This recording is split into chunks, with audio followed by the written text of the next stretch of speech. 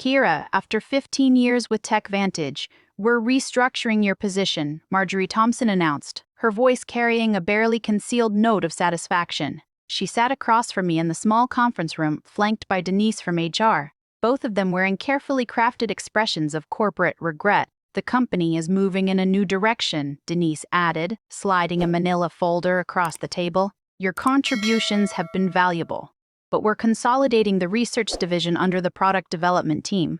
I nodded thoughtfully, accepting the folder without opening it. Inside would be the standard severance package. 2 weeks for every year of service, continued health coverage for 3 months, and a list of career counseling resources I would never use. I completely understand, I replied, my voice steady. These decisions are never easy. Relief flashed across their faces. They'd clearly expected tears, protests, or anger. After all, I was a 55-year-old woman being pushed out of the tech industry, where youth was prized above experience. What they didn't know was that I had anticipated this moment for weeks, ever since a misdirected email thread had appeared in my inbox last month. We'd like you to clean out your desk by Friday, Marjorie continued, gaining confidence from my apparent acceptance. We'll need your keycard, company laptop, and phone before you leave. Your team will be notified this afternoon. My team's 6 brilliant engineers I had personally recruited and mentored over the years. The same team that had helped me develop the distributed processing algorithm that now powered TechVantage's flagship product, AccountSphere, accounting software used by over 40% of Fortune 500 companies. Of course, I said, rising from my chair. Is there anything else? They exchanged glances, clearly thrown by my composure. Marjorie recovered first. That's all for now. Thank you for making this professional. As I walked back to my office, I passed the glass-walled conference room where the executive team was meeting.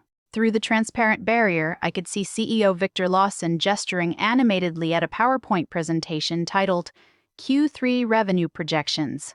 The same Victor Lawson who had taken credit for my algorithm at last year's industry conference, referring to me only as one of our research team members.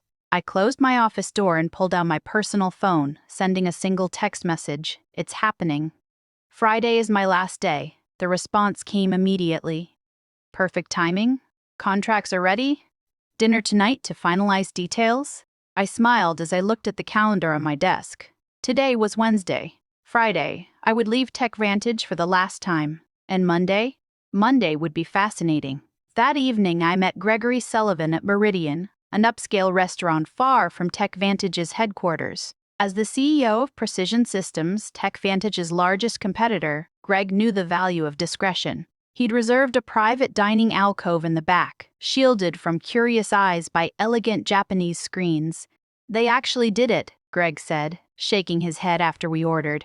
I suspected they might, but to cut the very person who developed their core technology, Victor never understood what I actually created, I replied, sipping my water. He saw the implementation, the user interface, the marketing potential, but the underlying architecture? That was just tech stuff to him. The irony was almost too perfect.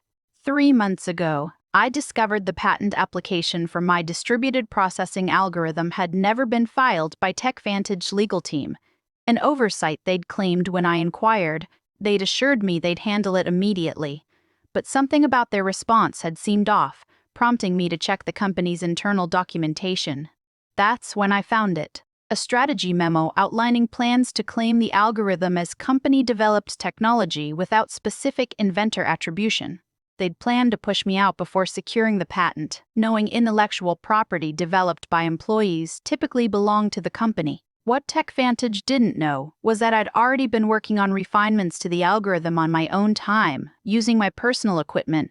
Those improvements, which dramatically increased processing efficiency by 43%, weren't covered by my employment agreement. I'd quietly filed for a patent under my own name last month, fully documented with timestamps and development logs that clearly showed the work was completed outside of company time. The patent had been granted with remarkable speed, thanks to Greg's introduction to a top-tier IP attorney.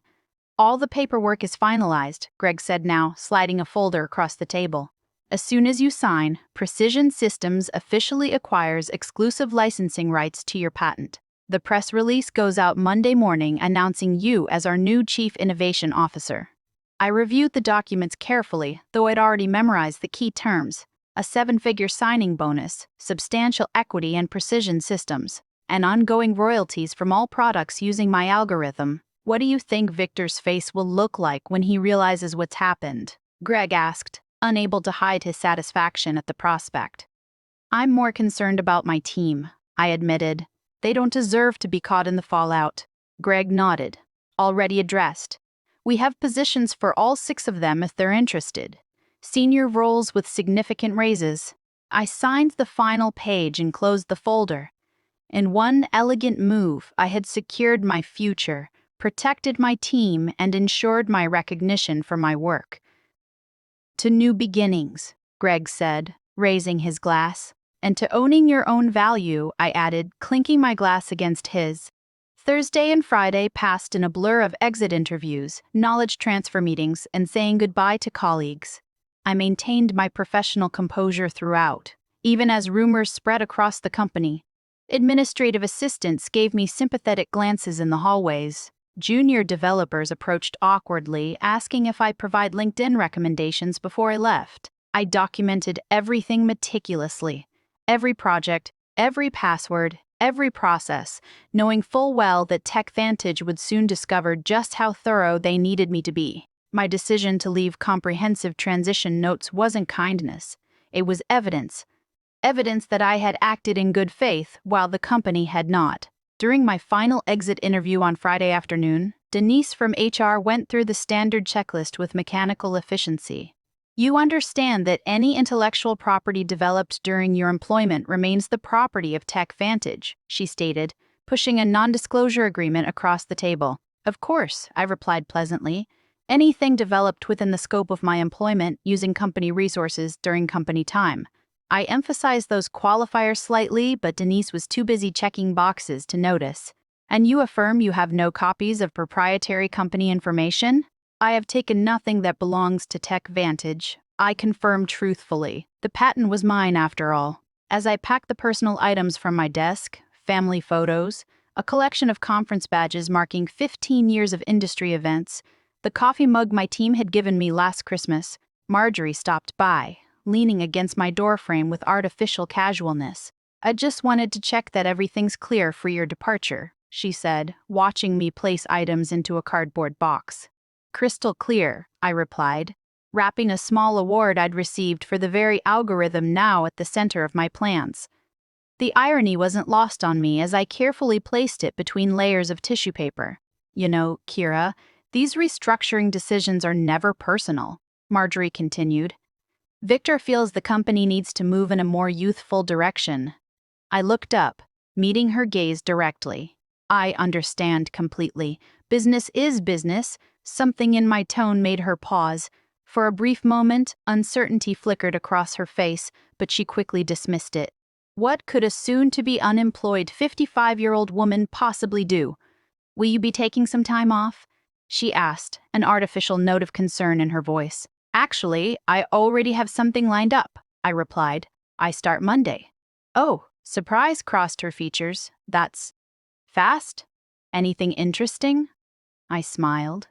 Very. A leadership position. I'm quite excited about it. She nodded absently, already mentally moving on to other matters. Well, good luck with that. As I walked out of TechVantage's glass headquarters for the final time, keycard surrendered and personal belongings in tow, I took a moment to look back at the building where I'd spent 15 years of my career.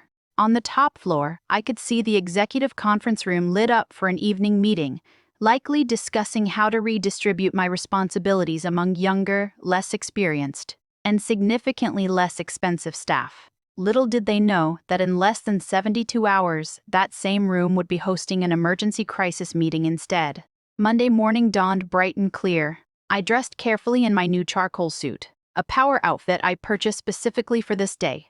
The Precision Systems town car arrived precisely at 7:30 a.m.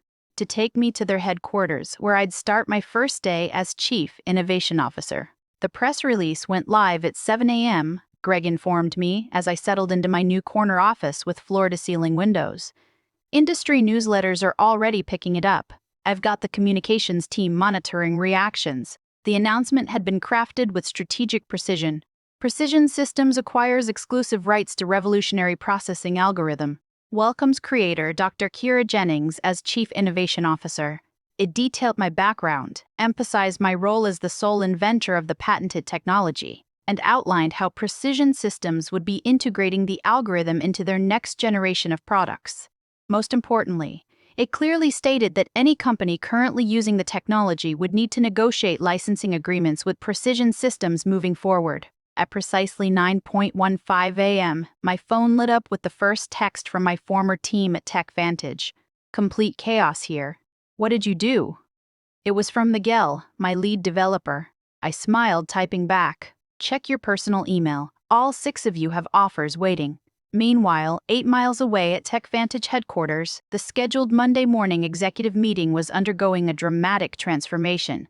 According to Miguel's play-by-play updates throughout the morning, Victor had arrived at the office to find the company's general counsel and chief financial officer waiting at his door, both ashen-faced. The industry announcement had hit their inboxes simultaneously, setting off immediate alarms. By 9:30 a.m., what should have been a routine start-of-week meeting had morphed into an emergency crisis session.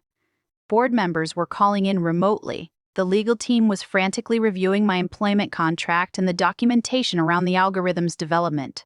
They're pulling every file with your name on it, Miguel reported. Someone just wheeled in all the servers from the research division for the tech team to analyze. I could picture the scene perfectly, Victor pacing the conference room demanding explanations from Marjorie and the legal department. The stock would already be responding to the news. Investors hated uncertainty, and the announcement had created plenty of it. At 10:45 a.m., I received an email from Victor himself, the desperation practically emanating from my screen. Kira, there appears to be a misunderstanding. Please call me at your earliest convenience to discuss. I forwarded it to Precision Systems' legal team without responding. By noon, the industry was buzzing with speculation. TechVantage's stock had dropped 7% since the market opened, while Precision Systems had seen a 12% increase. 3 different technology journals had requested interviews with me about the strategic coup that had shaken the accounting software industry. How are you feeling, Greg asked, stopping by my office as I settled in. Validated, I replied honestly. 15 years of watching others take credit for my work, of being told I should be grateful just to have a seat at the table, and now, finally, recognition. My new executive assistant appeared at the door. Dr. Jennings, the development team is ready for you in the main conference room. And she hesitated. TechVantage's CEO has called 4 times in the last hour. Please let him know I'm in meetings all day, I replied calmly. I'll have our legal team reach out to discuss licensing options later this week. As I walked toward my first meeting as Chief Innovation Officer, my phone buzzed with another update from Miguel. Borges called emergency session. Victor looks like he's about to explode. P.S. My team and I accept your offer. When can we start? By Tuesday morning, the full impact of my departure had become clear to everyone at TechVantage. Their flagship product, AccountSphere, relied entirely on my algorithm to process the massive datasets that gave it an edge over competitors. Without licensing rights to my patent, they faced 2 equally unpalatable options: negotiate with Precision Systems or rebuild their core technology from scratch, a process that would take years and millions in development costs. Victor has called an all-hands meeting for 2 p.m., Miguel texted. It was his last day at TechVantage. He and the rest of my former team would be starting at Precision Systems next Monday. Rumor is they're going to try to sue you. I forwarded his message to our legal department, who responded almost immediately. Let them try. Your documentation is impeccable. Development logs, timestamps, personal equipment usage, all clearly established. We've prepared for this scenario. Meanwhile, I was settling into my new role with remarkable ease. The respect I received at Precision Systems was a stark contrast to my final years at TechVantage. When I spoke in meetings, people actually listened. My ideas weren't repackaged by male colleagues and presented as their own. My age and experience were viewed as assets rather than liabilities. The engineering team is implementing your efficiency improvements, Greg informed me during our afternoon briefing. Early testing shows a 51% performance boost, even better than we projected. I had several refinements I never shared with TechVantage, I admitted. After I discovered they were planning to eliminate my position, I saw no reason to give them my best work. Their loss, our gain, Greg replied with a satisfied smile. Speaking of which, the first licensing inquiry came in this morning. Not from TechVantage yet, they're still in denial, but from Dataflow Systems. They're worried about being caught in the crossfire. At 3:30 p.m., Miguel sent a detailed account of Victor's all-hands meeting. The CEO had tried to project confidence, assuring the staff that TechVantage would vigorously defend our proprietary technology. But the anxiety in the room had been palpable. Several employees had already updated their LinkedIn profiles, sensing the company's vulnerability. Marjorie looked like she was about to faint when someone asked directly if they'd failed to secure the patent, Miguel reported. Victor cut the question period short after that. By Wednesday, the industry fallout had intensified. 2 major clients had contacted Precision Systems about switching from AccountSphere, concerned about TechVantage's ability to maintain the product without the algorithm's creator. Our stock had risen another 8%, while TechVantage's continued its decline. I received a call from Denise in HR, the same woman who had slid my severance package across the table just days earlier. "Kira," she began, her voice carefully professional, "I'm calling to discuss the, situation with your patent. We believe there may have been a misunderstanding about ownership rights." "I don't think there's any misunderstanding," I replied calmly. "My employment agreement clearly states that intellectual property developed on my own time, using my own resources, remains mine. The patent documentation confirms exactly that. Victor was hoping you might consider coming in to discuss options. Any discussions would need to go through Precision Systems' legal department now," I responded. "I'm sure they'd be happy to set up a meeting to discuss licensing terms." The silence on the other end spoke volumes. Finally, Denise sighed. "I'll pass that along." That afternoon, I led my first formal presentation to Precision Systems' board of directors, outlining our technology roadmap with my algorithm at its center. As I stood confidently at the head of the table, not hidden in the back as I'd been at TechVantage, I caught Greg's approving nod. By Friday, just 1 week after I had walked out of TechVantage for the last time, the company had entered full crisis mode. Their stock had fallen 23% from Monday's opening bell, triggering concerned calls from major investors. Industry analysts were publishing speculative pieces with titles like "Can TechVantage Survive the Algorithm Crisis?" and "How One Strategic Blunder May Cost a Tech Giant Everything." Through my industry contacts, I learned that Victor had finally acknowledged the severity of the situation to the board. TechVantage would need to either license my algorithm from Precision Systems, likely at exorbitant rates that would devastate their profit margins, or undertake a complete rebuild of AccountSphere without using any technology covered by my patent. "They've started interviewing for a new development team," Miguel informed me during our Friday video call, where we discussed his upcoming transition to Precision Systems. "Victor's claiming they can recreate the functionality in 6 months." I couldn't help but laugh. The original algorithm took me 3 years to perfect. And that was with intimate knowledge of the problem space. "Exactly," Miguel agreed. "Nobody's believing the timeline, especially after your team posted their resignation letters simultaneously. The knowledge drain is massive." That afternoon, TechVantage's attorneys finally reached out to Precision Systems to open a dialogue about potential licensing arrangements.